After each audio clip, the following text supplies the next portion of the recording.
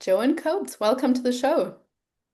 Hello, thank you so much for having me. It's I'm so my happy to be absolute here. pleasure. Yeah, I'm really excited to talk to you to talk about all things movement, breath, mindset, yoga, and so on. Before we do, though, I would love to hear from you. What is the number one thing you're excited for our listeners to learn today? So I think the main takeaway would be to just listen to your body. And I know that sounds very vague at the beginning, but it's a nice umbrella to and a nice reminder to do exactly that. So I would say to listen to your body. It knows best. I'll tell you, if I have learned one thing over the last, especially 6 years or so, it is to listen more, not just to my body, but also to my intuition. So tap in a little Yes. bit more. So I really like that takeaway, and I Yes. look forward to digging into it. And why don't you share with us what got you to where you are today, how you became a yoga teacher and interested in breath work, mindset work, and so on? Yeah. So I actually used to be a school teacher, secondary school, so 11 to 16 and in the UK. And then I moved to Dubai 8 years ago as a school teacher, and that was 11 to 18.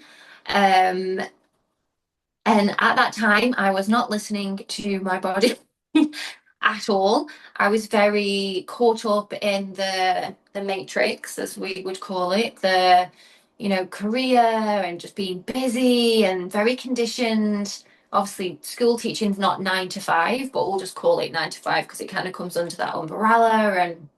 And skipping lunch, skipping breakfast, too many coffees, teas, convenience meals. I had anxiety through the roof, which wasn't supported by the job that I had, which was also very stress driven. And just keeping going, hitting burnout after burnout after burnout. My hormones were all out of control, and you name it, I had it. And then I started to listen. So there was a health scare in my family. It was actually my father. And at this time, I'd already started going to yoga just for myself. I had a slipped disc in my back, and I was like, right, I'm just going to go to yoga because it's going to make me stretch. And it kind of opened lots of doors spiritually, emotionally, mentally. I realized the benefits it was having to my body and having that mind body connection. And I was kind of like, okay, so I learned more about it. Decided to do my teacher training, first of all, just for myself, I think, as a lot of people do, just to deepen my knowledge and get better at yoga. And then we had COVID, and I just realized that the job that I was in wasn't serving me anymore. And when I started to realize that it was actually a mixture of the job and my mindset and well-being that was making me sick and anxious, and I struggled with putting weight on, so I was underweight, looked sick, all of the things, and I just took a risk, followed what my heart was telling me, and here I am. So it's been 3 years in September since I started as a yoga teacher, and then that's also blossomed into lots of different things just from my personal experiences. So yeah, here I am. No. Wonderful. I love it how just listening to your intuition brought you to where you are today in a very fulfilled Yeah. place, at least it looks like. And if someone is listening to this and they're thinking, okay, yeah, that's awesome listening to my body, listening to my intuition, but what are some like indicators or first steps people could take if they're just feeling like they're not happy where they're at, but they don't really, or maybe they have forgotten how to listen to their body. I would say the first thing, so you will have the signs. So everyone's different. So it might be headaches, not putting weight on, putting too much weight on, and you just don't feel yourself. I would say the first thing to do is just give yourself permission to slow down and really work out what it is that's making you feel that way. If you can, it's very hard to initially put your finger on it, but just having that giving yourself time to have that understanding, because I know a lot of it's easy for me to say now I'm on the other side and I have time now, but I know what it's like when you're busy and you're at work all day and you know something's not right, but you don't have that time to give yourself the self-love, the self-care, to just sit and maybe write it down, or I don't know, even go for a walk and just think about it. So the first thing I would say is just give yourself time to sit down and just ask yourself, right, what's going on? And the same as you would if your best friend was Mm. all over the place and, complaining all the time that she was putting weight on, her skin's a mess, her hormones are all over the place, what would you say to your best friend? You would say, you need to slow down and put a plan into place. And we don't really do that for ourselves. So I'd say that would be the first point, to just give yourself permission to just sit down with yourself and say, right, what's wrong? What can you actually do? And what can we start with? So yeah, that would be my first point, my first step.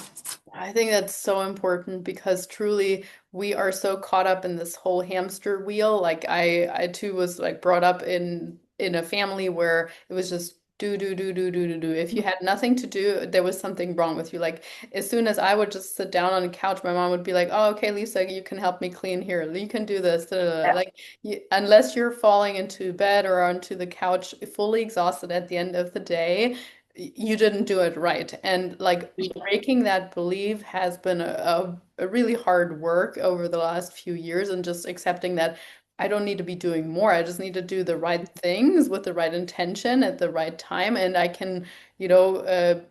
achieve a lot in a lot less time than many people think. But it is so hard to get out of that wheel. I think often what people compare it to is like you're driving in a car and one of your tires bursts, and you don't want to stop to put on a new Mm, tire, and they just keep going with three wheels or whatever because they feel like they don't have the time to stop. But if you put on a new tire, you'd go way faster. You go, so yeah, it is making exactly. that time. Yeah, it is. It's exactly that. And I always use the analogy metaphor of a car. I don't know if it's your listeners, if they're in the UK, I don't know if it's the same in other countries, but we have to take our car for an MOT in the UK so you can get it on the road. I'm in Dubai at the moment, and it's, what do they call it? You just have to register here. It's Right. basically the same thing. So it has to be roadworthy. It has to be safe to go on the roads, and you do your oil checks and you put water in. And we do all of these things for our vehicle. But again, we don't take that time for ourselves. Like even just a water check. Like for me, I used to have excruciating headaches, but I wasn't drinking water, and I was popping pills to get rid of the headaches. And then it was just something so simple that I wasn't drinking enough water, but I wasn't even checking in with myself to know, and to say like, have I drank water today? I was drinking coffee and tea and rushing around. And as a school teacher, I actually didn't drink water because you can't go to the toilet. It's not easy to get to. You think, right, you have to time your drinks so that if you've got 3 lessons in a row, you haven't got time to go to the toilet, so you don't tend to drink that much because you can't go to the toilet. You can't just leave your class on their own. It sounds so And even simple, just but yeah, it's like little issues or things like that, or not yeah, getting sleep, or just having a poor posture. So yeah, I yeah, like that, like the notion of checking in, creating awareness. It always needs to be where we start. So okay, if someone now is saying like that makes complete sense, Joanne, I'm going to do that. They gain clarity on like what they want. I had a look at your content, and something that you speak about is also creating a morning routine, or like how you start your yeah. day is really important. So this person that we just talked about that now has clarity on what they want, and what would be some first action steps in regards to a morning routine that they could take? So again, I think morning routines are an interesting point because we see so many online, and some of them are so ridiculous that a normal person, They're a like normal 5 hours person would. long. Yeah, he's my morning routine, and that it'd be lovely to be able to take an ice bath or dip your face in ice every morning, and but we have to be real. We don't all have that time, and for women and men, but mostly women. If you've got kids as well, I don't, but I can imagine how difficult it is. So first of all, just like what is your intention in the morning? What do you want to, sorry, what is your intention in the morning, and how do you want to feel for the rest of the day? So I think most people one easy thing would just to be calm, have a calm nervous system for the rest of the day. So if you're starting your day and you're rushing around and you're eating toast, standing up, and you're, while the kettle's on, or you're making your coffee, or you're taking that in the car and you're eating while you're driving, that is not going to be starting your day with a calm nervous system. You're already spiking everything that you could possibly spike because you're starting in a rush. So having a look at, right, how can you really slow that down? You know, it might be that you might have to wake up 10 minutes earlier, but is that worth it to have a day where you're not rushing, that you can actually sit and eat your breakfast and have a drink without doing all of the other things all at the same time? It might be that you really want to have a meditation practice in the morning, but again, you don't have time. A meditation, and I think a lot of people get sort of, again, it's the might be what they see on social media, but they have this image of you have to sit down, it has to be, a big long 20 minutes. If you only have a minute to meditate, and this might even be that your minute is in the shower, where for 1 minute in your shower, you're just focusing on the water hitting your head. How does the water feel? And if you get any other thoughts coming into your head, you go back to the water. What's the temperature? What you're not washing your hair, you're not doing anything. That can be your meditation, but you have to then make the promise to yourself that you're going to do that every morning. And I have written on my mirror in the bathroom, I am enough. So when I'm brushing my teeth, I just read that over and over again, because on the mornings where I don't have time to do all of the things, that will be my meditation. I'm brushing my teeth and I'm just repeating, I am enough, I am enough, I am enough. Or I might just be looking at myself in the mirror and I'm just thinking, I am enough. So then you have your affirmation practice, and it's just so simple, but just deciding how do you want to feel for the rest of the day. And then you start your morning in that way. So that would be the first, and then look at the things that you can fit in and what you would like to do. Because again, everyone has their own, we all need different things. So we see these ones online and it's journaling, meditating. There's a big, huge list where you might only need one or two of those things. So really pinpointing what is going to help you and to get your intention for the rest of the day. I love that. I think just what I hear you say is like starting your day intentionally and from a place Yeah. of action, or like setting yourself up for action, as opposed to just reacting, like because with when we open up our phones and we're just answering messages, Yes. just scrolling through, our nervous system responds to what we read on the news or whatever. That is just reacting to the kids running around Yeah. and screaming, as opposed to intentionally setting your day up for how you want to feel on that day, deciding how you're going to feel. This is gonna be a positive day. I'm going to feel good no matter what comes in, because I can't control what's happening around me. I can, however, control how I want to feel. So I really, really like that. And I like that you say it needs to be what suits you. If you have 2 hours in the morning, cool, that's awesome. If you only have 15 minutes, you can also make that your self-care practice. And what I have found as a nutrition coach over the years is that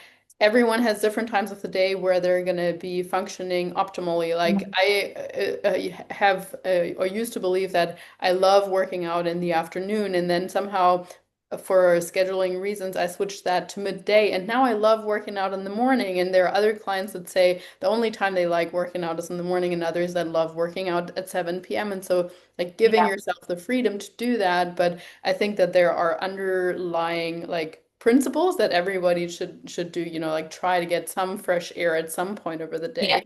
Try to get some Yeah. movement at some point over the course of the drinking your water at Yeah. some point of the day. I think as long as we have like that big picture, that's really the Yeah. main thing.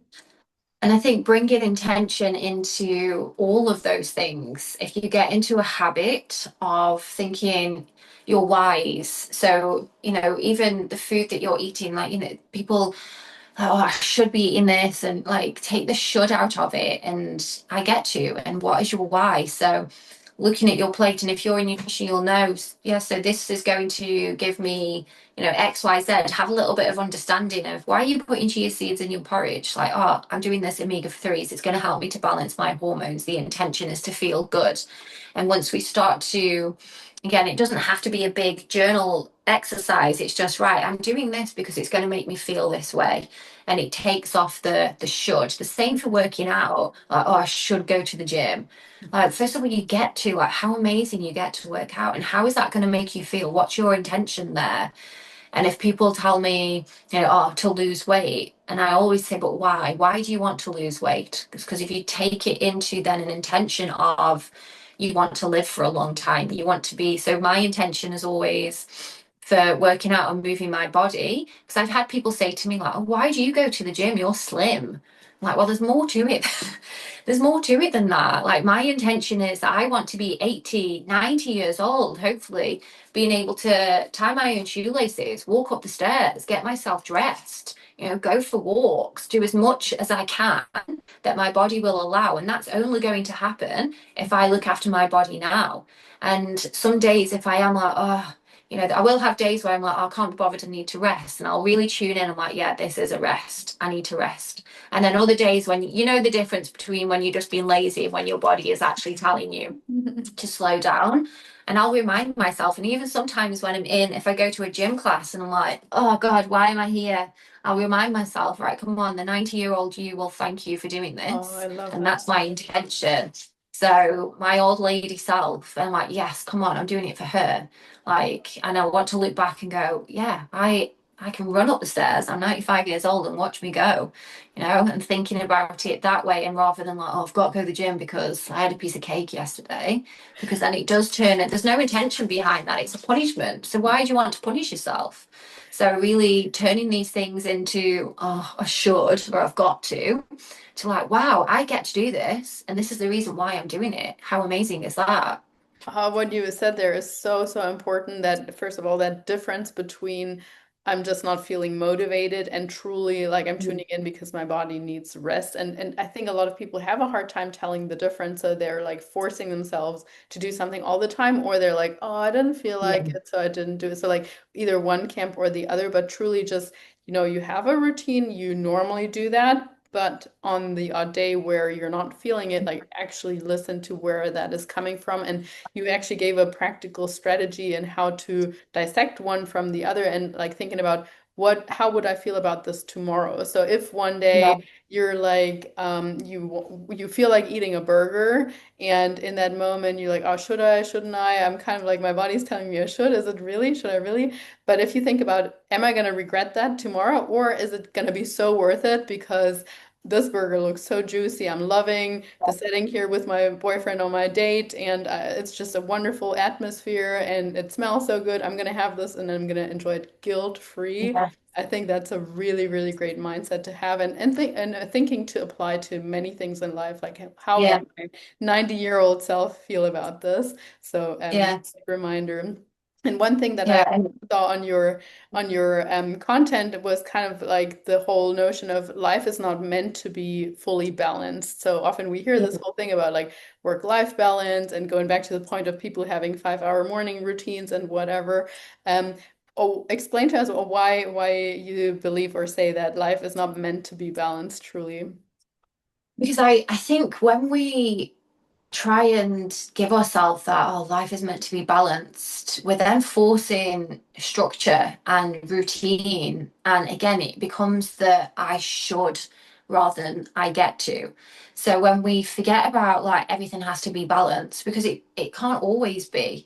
Some weeks we just might not have time to do things that put us into balance. And then other weeks we can do that more. So, for example, going to the gym or eating, things happen, life happens, you go on holiday.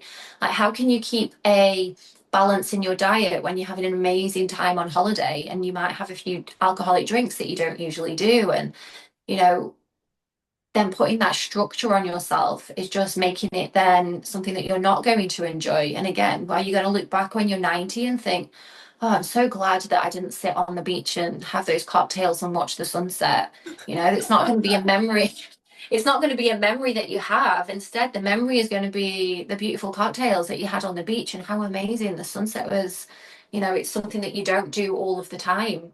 So throwing the balance out of the window, and rather the routine, and turning it more into rituals. And I get to do this, and this is so amazing. And having that intention behind it, Because yeah, balance, I don't know, I think it's, we all like work-life balance.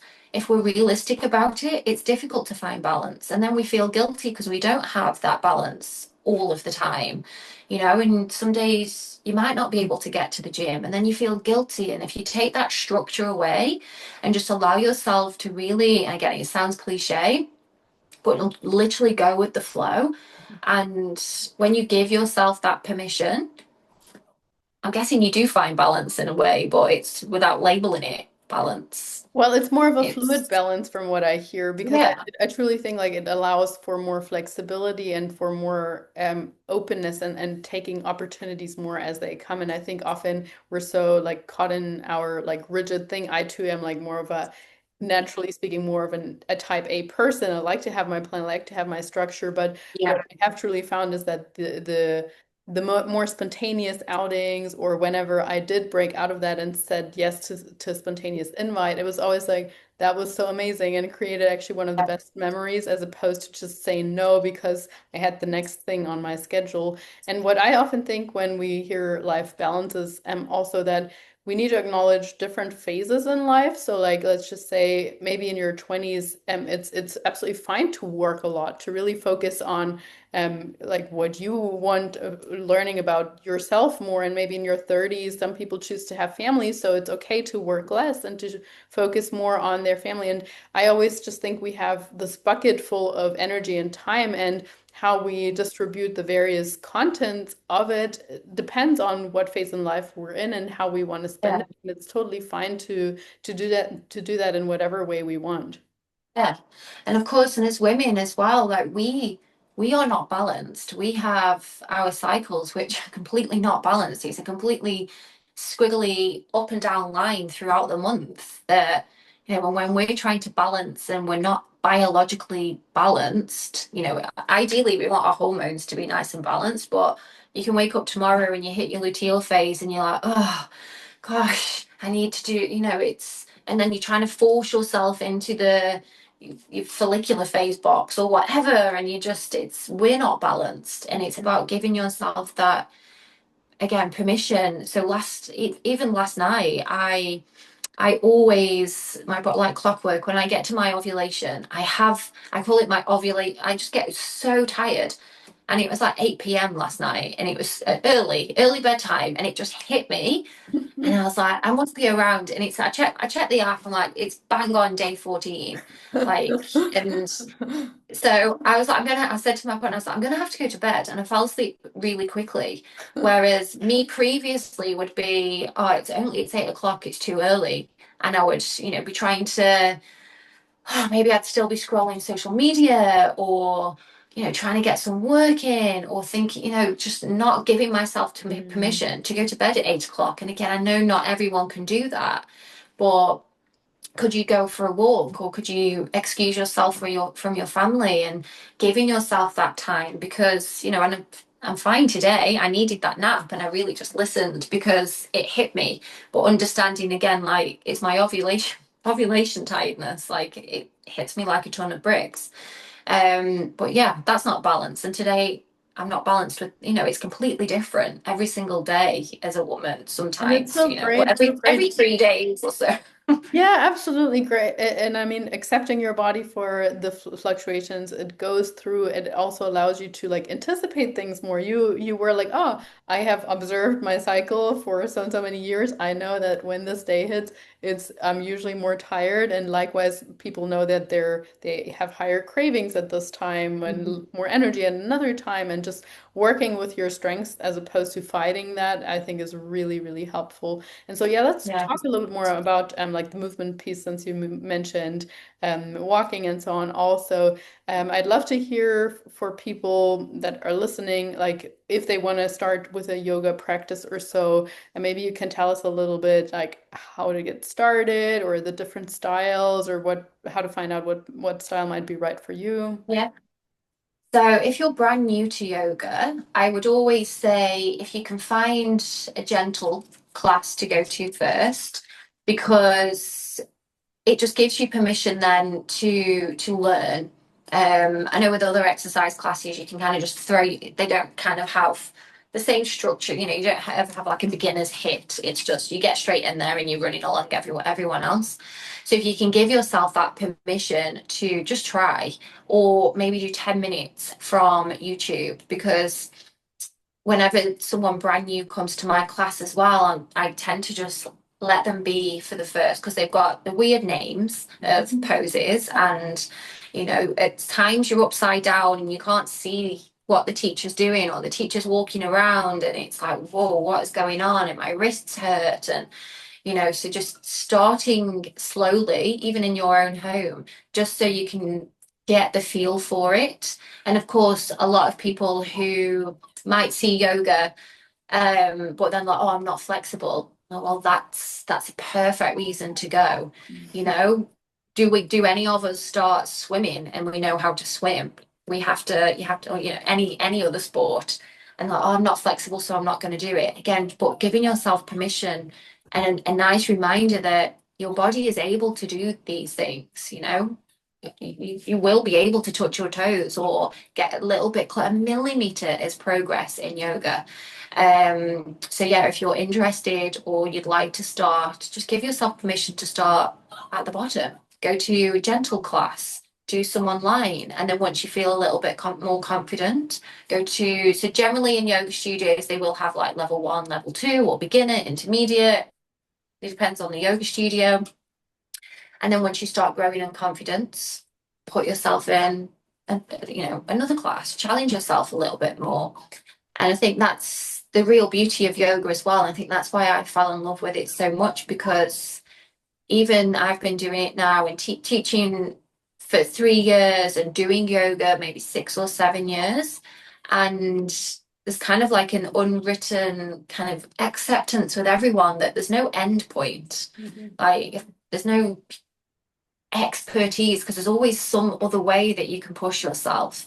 So, you know, I have people coming to me and they're like, oh, you look so graceful, you're so flexible. And then I'll go to another class and I look at a teacher and I'm like, oh my God, I wish I could do that. And it's just like an unwritten appreciation of, you know, it's an ongoing journey for everybody. There's no end goal. Where I know with a lot of other movement activities, you know, there is an end goal. There's your personal best, and you know, you've got this thing to aim for. But the beauty of yoga is there is no end point, and you can take as long as you like to work through it. So if anyone is also thinking like, oh gosh, it looks scary, like don't be scared by what you see on Instagram. Everyone just posts their best poses on Instagram anyway, so they don't post like falling on your chin and, you know, losing your balance and wobbling all over the place. We only post our best things. Behind the scenes, we're all over the place as well.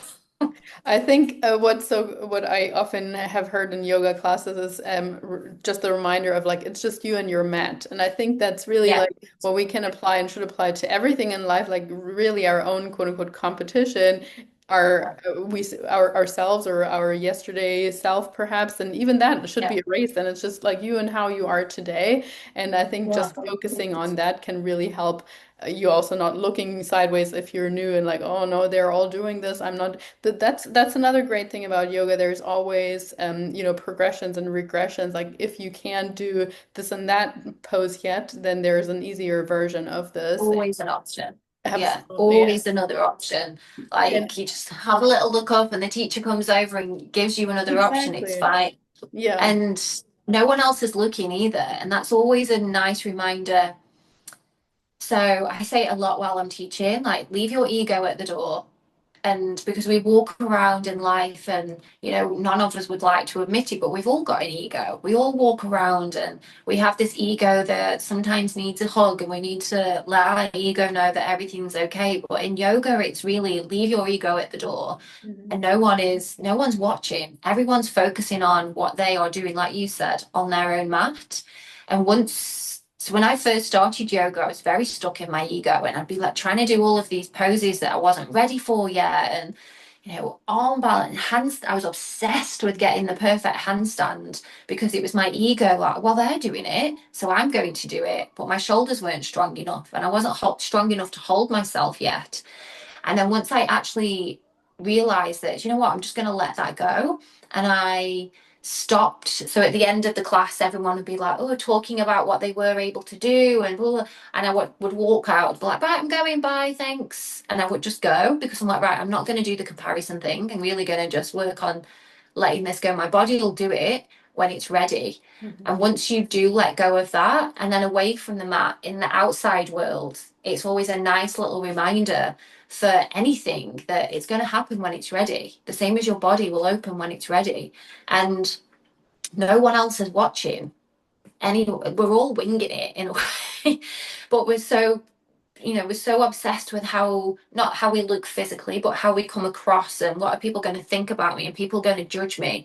But when we really sit down, when no one's watching, like when, if you think about yourself as well, how many people are you watching thinking, oh, she's not doing that and she's doing, no one's watching anytime. Like, and it's a real nice reminder that no one's watching on the mat, no one's watching in life. Like, you do you, you follow what your body, your intuition is telling you. You do you, boo. I felt like saying. I think they call it the spotlight effect, where we all think like, "Oh, this is all about me my Yeah. whole entire life."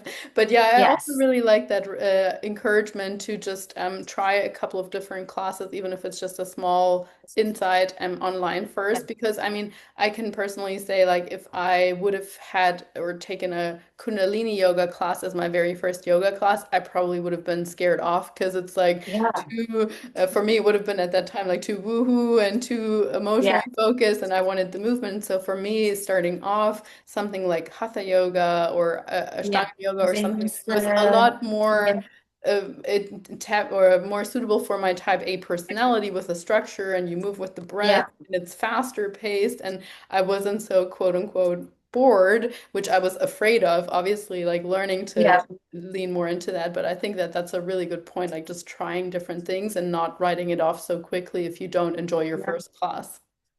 Yeah, and because there are so many different types, and yeah, I think if it was your first time and you went to Bikram, which is, oh gosh, 50 degrees, I don't know what the exact, but that could also put you, it's 90 minutes and it's very strict and you can't drink water, and that for your first yoga class, you would never go back. No, So, absolutely. it's, yeah, so having a look at like, and again, think about your intention behind it. Why are you going to yoga? So, is it just because you think you should, because your friends are? Or is it because that, so for me, I was suffering with lower back pain. I had two slip discs. I wanted to stop being in pain.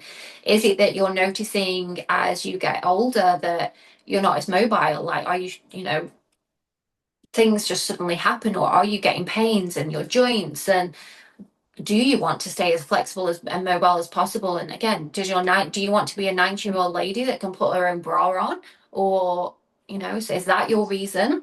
So having your why, your intention, why do you want to do it, and then finding the perfect one. Is it mental health? Do you just need time where you can sit, you can breathe, and you want to close your eyes? Maybe you just go to yin yoga because it's, you're not moving around and you're giving yourself that little bit of meditation at the same time you're stretching and you're getting into your body. So again, the intention behind it, because again, another, obviously I'm biased for yoga, but it is a mind, body, soul, breath practice. So for any of those reasons, and then you pick, and most people find that once you get the itch, once you've been bitten, then you grow. You're there, you're in. But what's your intention? Ask yourself, why do I want to go? Why am I doing this? Yeah, having a strong why is so powerful for anything in life. I truly, truly Mm. love it. And I think we've given a lot of like tools on how to listen more to your body, tap more into your body. But the last thing I do want to touch on a bit more is breath. And you mentioned that Yeah. that is part of the yoga of the yoga practice. But for people that are maybe not doing yoga, how can they incorporate a little bit of quote unquote breath work into their daily lives, not in an elaborate Wim Hof sort of way, but just in a Yes, yeah. practical type of way? Yeah. So I think that's the thing as well. So with breath work, there is sort of, everyone imagines, again, you see it on Instagram, the people are crying, they're screaming, their chests are going up and down. It looks like they're having convulsions. that doesn't have to be the breath work. That's not the breath work that I teach either. So I really use the yoga, the pranayama practice, which is so many simple ones that you can do. You can do it when you're sat in traffic. I'm always, when I'm in traffic, coming into my box breathing. So you inhale for however long. I tend to do 6. If you're new to it, you can inhale for 4. You hold your breath for 4. You exhale for 4. You hold your breath. So it's just the box. And this just really helps you. So every exhale, we're connecting to our parasympathetic nervous system. So this is your rest and digest. This is where ideally we want to be most of the time in this modern world because of the way that we breathe. So we're a lot of us, most of us, before if you start breath work, we're just breathing through the chest. So everyone's heard of fight or flight. So we're putting our body then into flight or flight, even if it's just short, sharp breaths through the day and you don't even realize that you're doing it. But this can be affected by an email from your boss. Can you come and see me? You're stuck in traffic. You're late. You're rushing around. So your breath, without being out of breath, you're putting yourself in fight or flight. And of course, cortisol spikes, insulin, all the hormones. So, by really teaching yourself and understanding how the breath works, and it's an ancient practice, it's medicine that we have within us. This is why, again, I haven't got children, but breath is a big thing when you're giving birth. So, if any of the listeners, I'm guessing lots of them will be mothers, and they will know that they were told to breathe, and there's a reason for that. And you will know when you were doing it that it was helping, the pain. So having that understanding around your breath, giving yourself time to breathe. Like, when was the last time you just sat down and just noticed your breath? And as soon as we notice the breath, as soon if you sit down and just, right, I'm inhaling, close your eyes, notice your inhale, what's happening? Chest is rising. Is your belly rising? Are your shoulders moving? What happens when you exhale? And as soon as you start to notice that, it's like a volume switch for everything else. You can't focus on your breath and focus on your to-do list, your emails, packing for your holiday, speaking to your boss, whatever it is, you're turning the volume down because you can only focus on the breath. And then that's a perfect place to start. Just noticing, just observe your breath. If you're at work and you're stressed, and I tell people all the time, just go and sit on the toilet when no one is going to come and get you. You don't have to go to the toilet. Just sit on the toilet and notice your breath. Maybe take 10 slow, deep breaths. It's going to calm you down. It's going to connect to your parasympathetic nervous system. And we tend to naturally do this anyway. Like, well, maybe sigh. Sometimes when you're calming yourself down, dogs do it all of the time. So after dogs have been anxious and they're barking at the door, you might notice that then they sit down and they sigh. They're just calming. They're good at it. They don't sit and worry and think, "Oh my God, I just barked at the postman and now I'm so stressed and I hope I didn't upset him and where's he going now and what's he doing?" They do the barking. They sit down. They sigh it off. They release it, and then they fall asleep. They're fine. So be more dog, and it's just starting off just small. I don't know if you can hear my dog crying at the door. She knows I'm talking about her. um, but yeah, short box breathing's perfect, or just noticing the breath, because, like I say, it's that volume switch and it's your inner medicine. Like, a lot of things, if we could go to the doctor, and the doctor, when we're stressed or anxious, if I went to the doctor 5 years ago when I was height of my anxiety, living with anxiety every single day, and he just told me to sit down and breathe, it would have saved me a lot of time, a lot of money doing therapy, and just to notice your breath. Just, are you breathing properly? Are you taking time to just breathe? And it's so simple, but it's doesn't always happen that way. So giving yourself permission to just slow down the breath. And then once you have that, you can then have a look into other types of breath work. And if you start yoga, you'll find that they will include breath work in the yoga practice, which, again, you don't need to go to a class. You don't have to do the Wim Hof. It doesn't need to be something very dramatic. It's just a tool that you can go away, and when you're stressed out in traffic, just think: inhale through the nose, exhale through the mouth, inhale through the nose, exhale through the mouth, and you've got that tool there all of the time. It's amazing.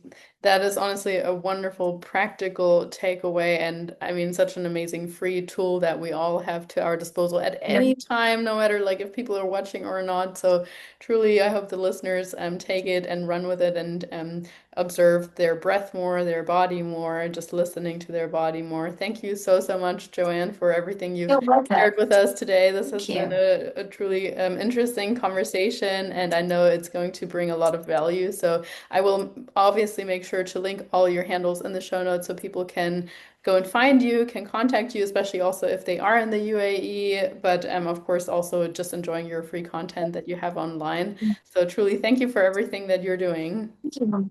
Thank you so much. Thank you.